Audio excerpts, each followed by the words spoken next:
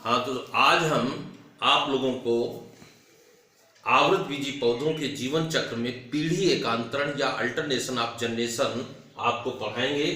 जैसा ही black board पर हमने पूरा इसका खाका खींचा हुआ है। सर्वप्रथम पीढ़ी एकांतरण क्या होता है? एक पीढ़ी के बाद दूसरी पीढ़ी के आने के क्रम को पीढ़ी एकांतरण कहते हैं।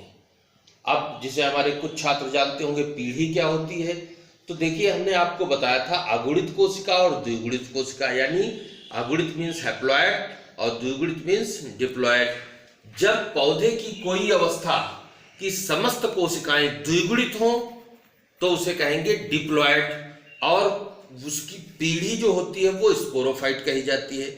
इसी प्रकार से जब किसी अवस्था की कोशिकाएं अगुणित हों तो वो हैप्लॉयड या गैमेटोफाइट कही जाती हैं। तो द्विगुणित अगर अवस्थाएं चल रही हैं तो स्पोरोफिटिक अवस्था चल रही है, अगर अगुणित कोशिकीय अवस्था चल रही है तो गैमेटोफाइट अवस्था चल रही है। इस प्रकार आवृतबीजी पौधा जो होता है वो द्विगुणित कोशिकाओं का बना होता है, यानी कि जड़, तना, पत्ती, शाखा, फूल, फल जो भी होते हैं सारे द्विगुणित कोशिकाओं के बने होते हैं। इसलिए आवृतबीजी पौधा स्पोरोफाइट प्लांट कहलाता है। अब हम आपको इसका पूरा जीवन चक्र बताएंगे कि एक आवृतबीजी पौधे से उसी के समान दूसरा आवृतबीजी पौधा कैसे बनता है और बीच में कौन कौन सी अवस्थाएं आती हैं। आवृतबीजी पौधों में जननांग पुष्प में स्थित होते हैं। पुष्प के दो मुख्य जनन भाग होते हैं, पुमंग और जायांग।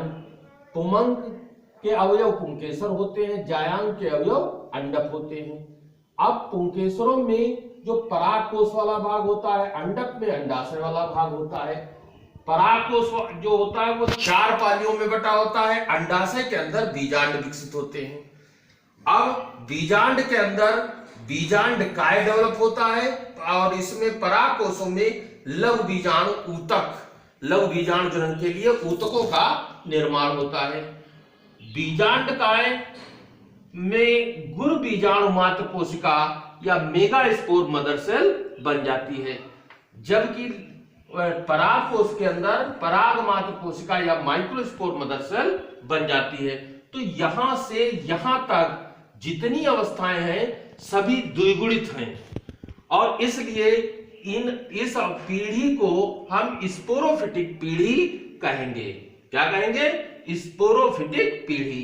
अब इसके बाद मेगास्पोर मदर सेल में अर्धसूत्री विभाजन या मियासिस डिवीजन हुआ। अभी तक यहां से यहां तक हुआ था समसूत्री विभाजन, अब यहां पर अर्धसूत्री विभाजन या मियासिस डिवीजन होता है। और इस प्रकार माइक्रोस्पोर मदर सेल या पराग मात्र कोशिका में भी अर्धसूत्री विभाजन होता है। तो जब गुरु बीजाणु मात्र कोशिका में अर्धसूत्री विभाजन होता है तो बीजांड के अंदर भ्रूण कोश के अंदर जो अंड कोशिका, सहायक कोशिका, प्रतिरक्षी कोशिका और द्वितीयक केंद्र बनते हैं। तो द्वितीयक केंद्र केवल द्विगुणित होता है, बाकी अंड कोशिका, सहायक कोशिका, प्रतिरक्षी कोशिका सभी अगुणित होते हैं। तो यहां पर मुख्य हमको 2 कोशिकाएं जो है वो कार्य करेंगी, एक तो अंड कोशिका, दूसरी द्वितीयक केंद्रक।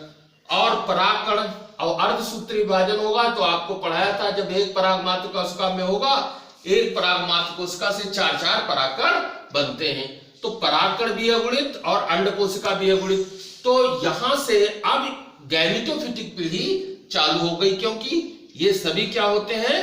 अगुणित होते हैं। अब इसके बाद निषेचन होता है। तो हमने आपको निषेचन बताया था, नर तथा मादा युग्मकों के केंद्रकों के संयोजन को निषेचन कहते हैं। आपको हमने बताया था कि परागकण में 2 नर युग्मक होते हैं। एक परागकण जो होता है वो अंड कोशिका से निषेचन करता है। किससे करता है? अंड कोशिका से, और क्या है? भ्रूण द्विगुणित बनाता है। दूसरा जो होता है वो द्वितीयक केंद्रक से फ्यूज करता है और भ्रूणपोष का निर्माण करता है।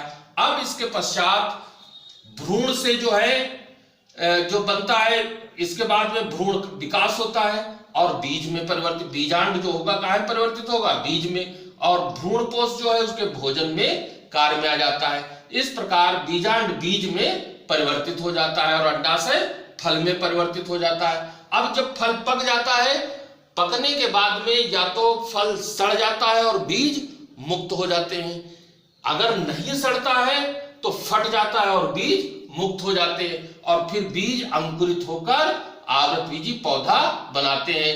तो यहां पर निषेचन के बाद में ये फिर स्पोरोफिटिक पीढ़ी प्रारंभ हो जाती है। तो इस प्रकार पीढ़ी एकांतरण में पहले आवृतबीजी पौधों में पहले स्पोरोफिटिक, फिर गैमेटोफिटिक, फिर स्पोरोफिटिक पीढ़ी आती है। तो ऐसी जीवन चक्र में डिप्लॉयड अवस्था यानी द्विगुणित अवस्था अधिक समय तक रहती है और अगुणित अवस्था कम समय तक रहती है। इसलिए ऐसे पीढ़ी एकांतरण के जीवन चक्र को डिप्लोबायोटिक लाइफ साइकिल कहा जाता है। धन्यवाद।